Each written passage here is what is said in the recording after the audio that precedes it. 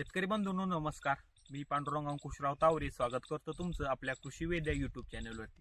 तर शेतकरी बंधूंनो, या व्हिडिओमध्ये आपण अशा काही खतांच्या जोड्या बघणार आहोत ज्या आपण एकत्र कधीच वापरल्या नाही पाहिजे, आणि जर वापरल्या तर आपल्या जे काही पिकाला व जमिनीला त्याचा त्रास होऊ शकतो. तर मित्रांनो, अशा खतांच्या जोड्या कोणत्या आहे याविषयी आपण सविस्तर माहिती या व्हिडिओमध्ये बघणार आहोत. त्याच्यामुळे व्हिडिओ शेवटपर्यंत बघा व चॅनलवर नवीन असाल तर चॅनलला सबस्क्राईब करायला विसरू नका.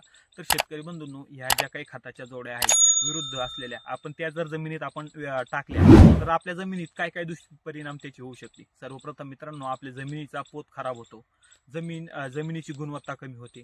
दुसरं म्हणजे झाडाची जी काही मुळी आहे तिला त्रास होतो, मुळी खराब होते. आणि त्यात म्हणजे सर्वात महत्त्वाचं म्हणजे आपला जो काही खर्च आहे तो वाढून जातो. तर मित्रांनो, अशा खतांच्या जोड्या कोणत्या आहेत? तर मित्रांनो, कॅल्शियम नायट्रेट सोबत आपण कधीही अमोनियम सल्फेट देऊ नये. दुसरं म्हणजे कॅल्शियम नायट्रेट सोबत आपण कधीही पोटॅशियम सल्फेट देऊ नये. त्याच्यानंतर कॅल्शियम नायट्रेट सोबत आपण कधीही बी अमोनियम फॉस्फेट देऊ नये.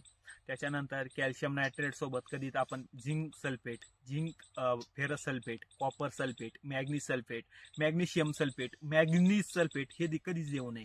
त्याच्यानंतर कॅल्शियम नायट्रेट सोबत आपण कधीच फॉस्फरिक ॲसिड हे वापरू नये. त्याच्यानंतर कॅल्शियम नायट्रेट सोबत आपण कधीच फॉस्फरिक ॲसिड हे देऊ नये. त्याच्यानंतर अमोनियम सल्फेट, त्याच्यासोबत आपण कधीच ferrous sulphate, zinc sulphate, copper sulphate, manganese sulphate किंवा मॅग्नेशियम सल्फेट हे कधीच वापरू नये.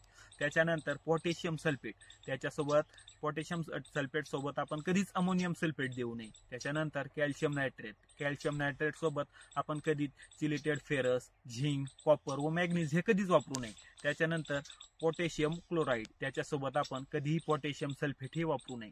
त्याच्यानंतर पोटॅशियम सल्फेट, त्याच्यासोबत आपण कधीच ferrous sulphate, zinc sulphate, copper sulphate, manganese sulphate व मॅग्नेशियम सल्फेट हे कधीच वापरू नये. त्याच्यानंतर पोटॅशियम सल्फेट, त्याच्यासोबत आपण कधीच सल्फ्युरिक ॲसिड हे वापरू नये.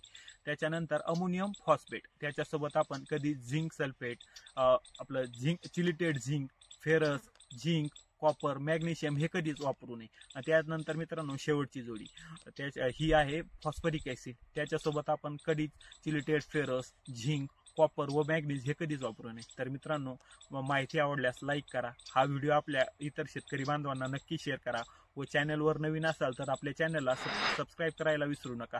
धन्यवाद.